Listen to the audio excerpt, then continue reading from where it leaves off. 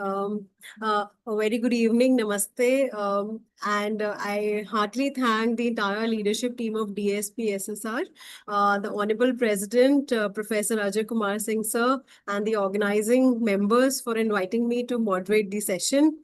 It is indeed my honor and privilege to be a part of the Distinguished Leadership Development Program with our corporate mentor for the day, Mr. Balaji Thiruvendaram. So, as you are aware, the DSPSR family has proudly completed 25 remarkable years of academic excellence. And as a part of the grand culmination of the Silver Jubilee celebrations, today's event has been curated to provide our students with an enriching opportunity to learn from our truly distinguished guest. So it is my honor and privilege to welcome Mr. Balaji, sir, who is a visionary leader and an inspiring speaker, whose insights, I'm sure they are going to leave a lasting impact on all of us. So your remarkable experience in navigating the intersection of technology and strategy makes your perfect voice to understand the today's digital world. So, to begin with, what in your view is the most profound change that generative AI has brought to the cybersecurity landscape? Thank you, Nishita. Thank you, everyone. Before I start off with this question, and pleasure to be part of this session and the leadership program of TSR. And it's an honor and privilege, for me to be in this session today. Absolutely, I think the evolution of GenAI has transformed both. If you look at the offensive and defensive side of cybersecurity, they've massively accelerated both sides. For example, the hackers now can generate much more convincing phishing emails, deepfakes, or malicious code at a scale.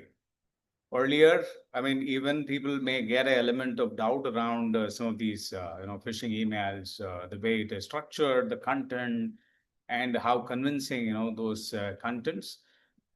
But today, with the evolution of Gen AI, which actually makes it a lot more easier for the offensive cyber attack.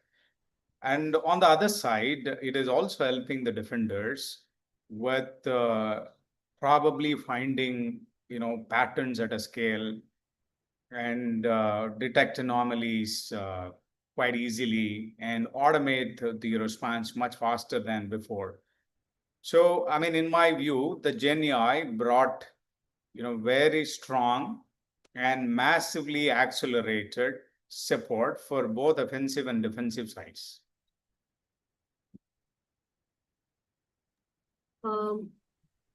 That I think truly sheds light on how deeply Gen AI is reshaping our security. Building on that, I would I think our audience would also want to know that, we are witnessing a lot of real world instances where Gen AI is being weaponized in cyber attacks. So, can you please comment on that? What are your views? And do you think that we have any immediate threat in terms of it? Yeah, it is. See, I think there is a group of people who had, who also have confusions around is Gen AI, really true, or is it hypothetical, or is it a hype that are created after this OpenAI community? But in my view, if you look at it, I think the last couple of years, especially the last 1 year, there are many real world attack, and that was performed using Gen AI. So typically, what happens, so there is when there are two most common mediums where the attacks are generally performed. One is phishing. Second is sort of a malware, right? So that comes into the recipient, and so these phishings are through emails, social media, and probably it could be any kind of apps or any kind of downloadables, right? So where malwares kind of carries, and they try to look at or peep information as a first place, and then they try using some of those medium, they try to create an attack. And with Gen AI, what typically happening, and you call it something, the malwares are now becoming polymorphic. What it typically does, it actually can make the changes in such a way that it can actually fool around the detection system. Right. So any of the detection system that all these devices like mobile, tablet, laptops, or servers they carry, which identify these malwares. And now, I mean, they can really fool around those malware detection system. And I mean, there are quite a lot of recent data threats you would have come across saying, I mean, humongous data being leaked. And they were using these polymorphic malware technique. Yeah, I mean, to put it in a nutshell, it is no longer, any hypothetical thoughts. It is in action. And I think last 24 months, quite a lot of threats were identified or accelerated using Gen AI. Okay, so that's a little concerning and eye-opening at the same time. So my next question revolves around students and professionals.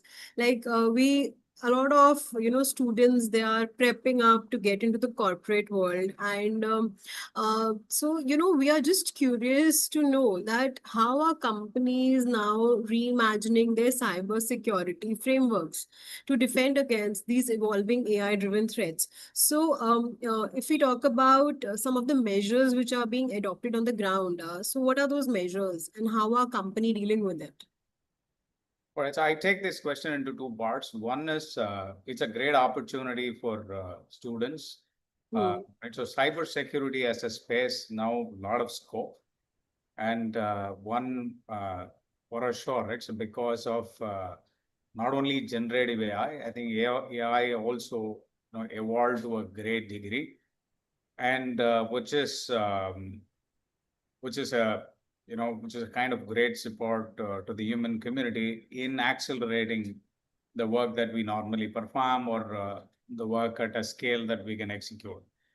And so when you tie these, artificial intelligence in the game of cybersecurity, and the students have lot, I mean, much broader opportunity, and it is not only in terms of defending these threats, and constantly, looking at there are numerous tools and opportunities keep coming up with the evolution of AI, and then the threat dimensions are also, now very different. Right? It is unlike 10 years ago. So there was a pattern to, hackers. So there was a pattern to defenders that they follow. But now, and it is wide open, right? And there are more possibilities for great innovation to come in, right? And so it is a great opportunity for student to pursue this as a great space and a career, and where they have a plenty of opportunity, be it right from coding to and all security incident response management and organization support structure, right? So it's a wide variety of opportunity exists.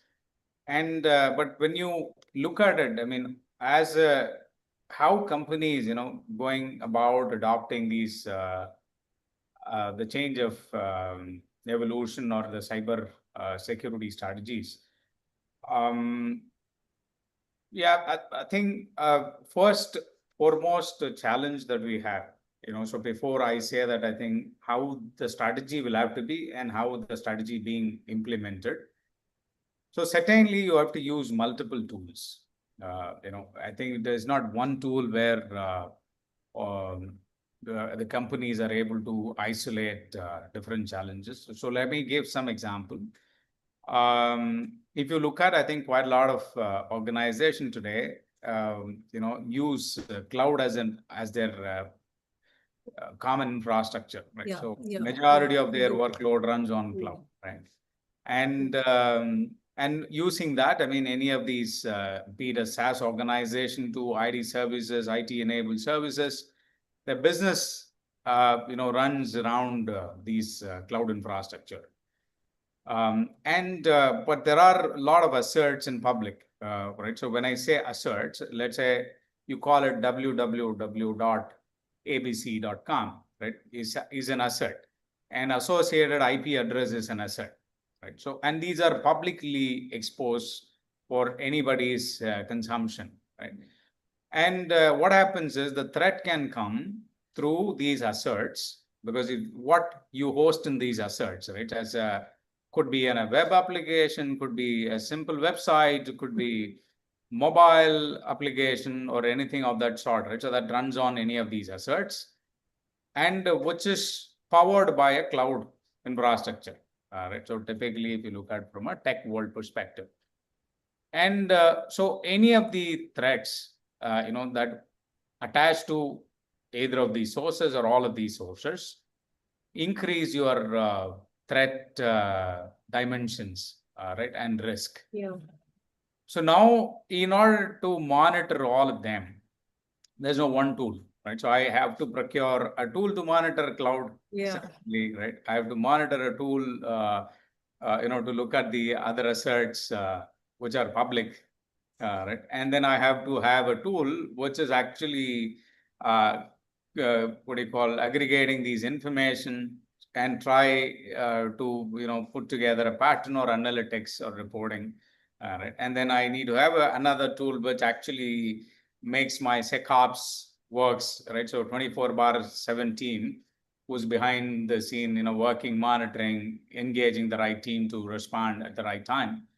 Yeah, so it is quite comprehensive today, looking at how we have to contain these cyber threat securities.